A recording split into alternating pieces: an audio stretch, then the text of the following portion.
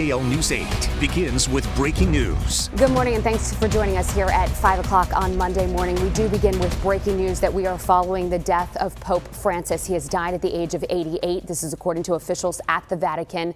The Pope died at 1:35 our time this morning. The Vatican called him dedicated to the service of the Lord and to his church. He was just at Easter Mass yesterday, waving to the crowds. You may have seen video of that. He did meet with Vice President J.D. Vance before that service. You do recall, though, he had been recovering from double pneumonia that had put him in the hospital for 5 weeks in February and March, but he seemed to be getting better after seeing him yesterday for Easter Sunday. He became Pope in 2013. Now, as for his burial, just last year, Pope Francis modified the papal funeral rites, deciding to be buried in a simple wooden box. He will also be the first pope in more than 100 years to be buried outside of the Vatican. Again, this is breaking news that just happened this morning, so we will continue to follow this throughout the morning here on WGAL and also with NBC News for any special reports they may have. But Pope Francis has died at the age of 88. Let's get a check on our forecast for this morning and how the roads are shaping up on this Monday after Easter. Mary Ellen and Gabrielle Thomas are in this morning. Thanks a lot, Caitlin. Yeah, we have a lot of cloud cover starting off our Monday. I can't rule out a stray shower this morning as a warm front lifts closer to the area, but most of the day is going to be dry. In fact, we are dry right now. Just a lot of clouds that'll be hanging overhead for much of the day. As we take a look at currents, 60 in Chambersburg, 54 in Landisburg, Carlisle, Harrisburg. We have low 50s in Lebanon, Lancaster at 51, and New Freedom, good morning. You're sitting at 52 degrees. Winds are light right now. They'll pick up as we head through the afternoon out of the southeast. Temperatures will stay in the 50s through 10 o'clock, and then we will start to see them climbing into the 60s. We'll top out near seasonable averages in the mid to upper 60s this afternoon. And while most of the daytime hours here are dry, as we get towards 6 o'clock in our western counties, I will be tracking the threat for showers and even a couple of thunder showers, and I'll have more on that coming up in my full forecast. If you're getting ready to head out, let's get the latest on the roadways this morning and say good morning to Gabrielle Thomas. Good morning. Good morning, Mary Ellen. Good morning, everyone. Happy Monday. I hope your morning's off to a great start. We're following one crash right now in Cumberland County. Watch out for this. PennDOT says there's an overturned truck on North I-83 northbound at exit 41A, PA 581. This is Harrisburg Expressway. Please watch out for this. The left lane is closed due to that crash, so keep that in mind if you're headed out right now. Next, I want to tell you about an alert icon on my map. This is in Dauphin County. There's a lane closed due to fallen power cables on PA 39. This is Hershey Road, both ways at Sunny Lane. And now I want to give you a live look right now in York County. This is Route 30. As you can see there, traffic is moving pretty smoothly, so you shouldn't have any problems making it to your destination on time. Now back here at my map, here's a live look in Franklin County. This is your PennDOT camera. This is this morning, I-81 and 30. Looks like there are a couple of headlights out there, but not too many that would slow down your morning commute. And some drive times for you. If you're headed 30 eastbound, you are all in the green. I'll give you a check on your morning commute in just a few minutes. This has been a Lancaster Toyota traffic report. We are also following some breaking news out of Harrisburg this morning. Crews were on the scene of two fires within a half mile of each other. Dispatchers say crews were called to that first fire on the 60th block of North 12th Street just before 3 this morning. And dispatchers say that crews are also on the scene of another fire, this one on the 1500 block of Regina Streets. And you can see on the map there how close those fires are to each other. We are still learning about each of them this morning, and we do have a crew on the way, so we will bring you new details as we get them. It's 5:04 and it is also Work Zone Safety Week. And this morning we're highlighting the dangers that road crews face. News 8's Jake Reyes is joining us live in Harrisburg on Chambers Hill Road with the safety vest. It's important that we can see out there, right, Jake? Absolutely. Caitlin, good morning to you. Well, as you can see, we're at the intersection of Chambers Hill Road and 322. So you can see this is a work zone. It's not active right now, but when it is, you'll see road workers lining up this street. And obviously they'll have safety vests on, but this is still a very dangerous job. As we know, last week even, there was a road worker who died on 581 in Cumberland County. So here to talk a little bit more about how those dangers impact the industry, I do have Firstly Schreffler joining me this morning. Good morning to you. You're with PennDOT, obviously. First, I want to talk about some of the stats we know from last year as far as the road workers' deaths. So we know that there were 22 people killed in work zones. There were more than 1,200 crashes.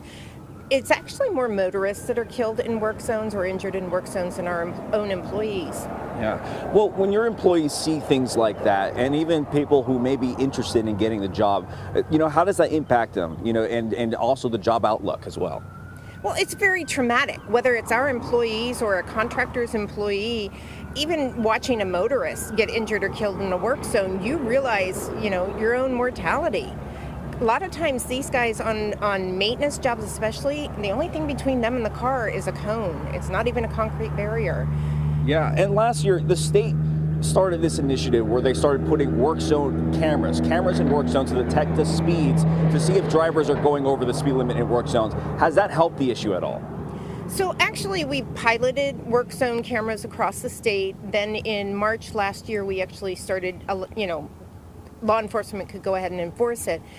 Anecdotally, what we've heard is that it has definitely gone down. The cameras have seen it, but the crews are even saying when there is a work zone camera there, the excessive speed, regular speed is going down. All right, that's good to hear. Thank you so much, Fritzley. So, of course, as always, just slow down those work zones. Not only can you get fined over it because of those cameras obviously catching you, but you could be risking lives out here. So just keep that in mind. I'm Jake Reyes reporting live in Harrisburg for WGAL News 8. All right, Jake, thank you. NBC News is learning Defense Secretary Pete Hegseth shared military attack plans in a second Signal messaging chat that included his wife and brother. This is all according to reporting from the New York Times that was later confirmed by the Associated Press. Washington correspondent Jackie DeFusco joins us with what information was shared. Yeah, this second Signal chat is raising similar national security concerns as the first one, which, remember, included a journalist mistakenly alongside several members of President Trump's cabinet. According to the New York Times, Defense Secretary Pete Hegseth shared essentially the same information on military airstrikes against Yemen's Houthi militants in March before the attack was carried out.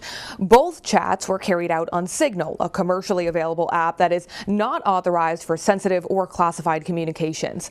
But unlike the first chat, this one was reportedly created by Hegseth himself and included 13 people, including his wife and brother.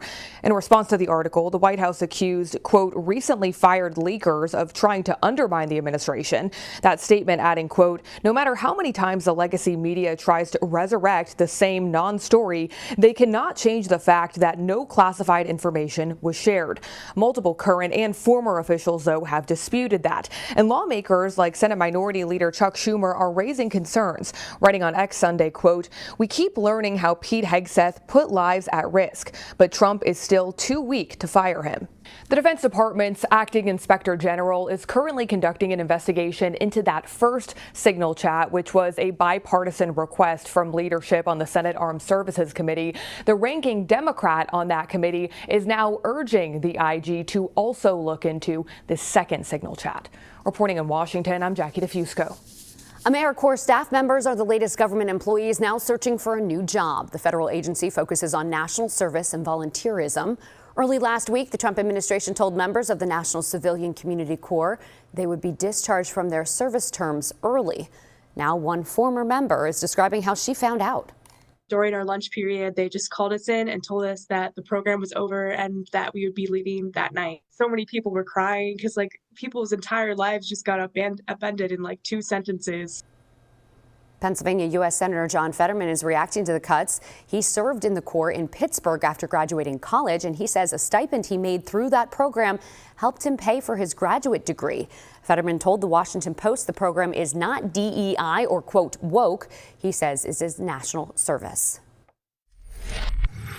You all know where to find me. I'm not hiding, and I will confess to everything that I had done.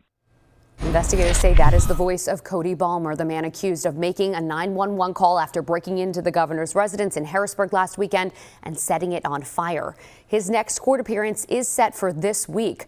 Former State Police Commissioner Jeffrey Miller is also set to fly to Harrisburg this week to begin an independent investigation of that security breach.